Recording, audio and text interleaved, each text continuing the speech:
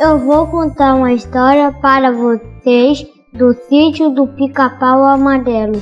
Lá mora tia Benta, que adora tranquilidade daquele lugar, e tia Anastácia, que adora fazer doces deliciosos.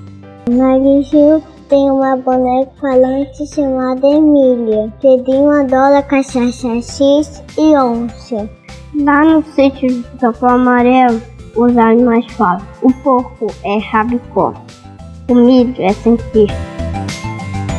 Podemos neste lugar ver alguns personagens do folclore, tipo o Saci Pererê, a Mula Sem Cabeça, Curupira, Iara e muitos outros. E juntos eles vivem grandes aventuras.